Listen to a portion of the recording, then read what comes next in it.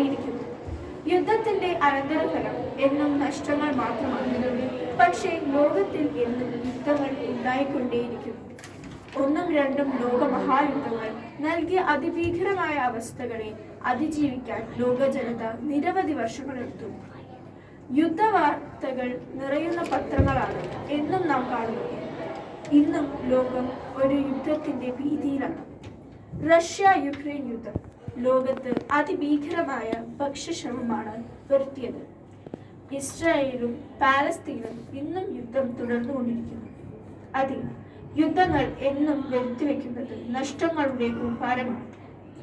അത് കഷ്ടപ്പാടുകളിലും രോഗങ്ങളിലും ദാരിദ്ര്യത്തിലും മരണത്തിലും നാശത്തിലും കലാശിക്കുന്നു.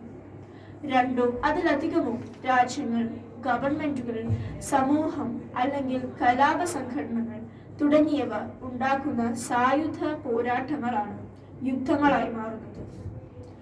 ആണവ ശക്തി തെളിയിക്കാൻ രാജ്യങ്ങൾ പ്രാപ്തരായിക്കൊണ്ടിരിക്കുകയാണ്. ആണവ ആയുധങ്ങൾ ഉപയോഗിക്കുന്നത് പ്രകൃതിയുടെയും മനുഷ്യന്റെയും സർവനാശത്തിനും കാരണമാകുന്നു. എത്ര ദശാബ്ദങ്ങൾ കഴിഞ്ഞാലും ഹിരോഷിമയും നാഗസാക്കിയും നമുക്ക് മറക്കാനാവില്ല. യുദ്ധങ്ങൾ അസ്വസ്ഥമാക്കിക്കൊണ്ടിരിക്കുന്നു. ഈ ലോകത്ത് നിന്ന് ശാന്തിയും സമാധാനവും നിറഞ്ഞ നല്ല നാളേക്ക് വന്നു ചേരട്ടെ എന്ന് നമുക്ക് ആത്മാർത്ഥമായി പ്രാർത്ഥിക്കാം. നന്ദി മേഘന. അതെ, മേഘന പറഞ്ഞതുപോലെ തന്നെ ഈ യുദ്ധങ്ങൾ പ്രകൃതിക്ക് വല്ലാതെ ദോഷം വരുത്തുന്നുണ്ട്. ഈ യുദ്ധങ്ങൾ എന്താ പറയുക, ആൾക്കാരെ ബാധിക്കുകയും ചെയ്യുന്നുണ്ട്. അതെ.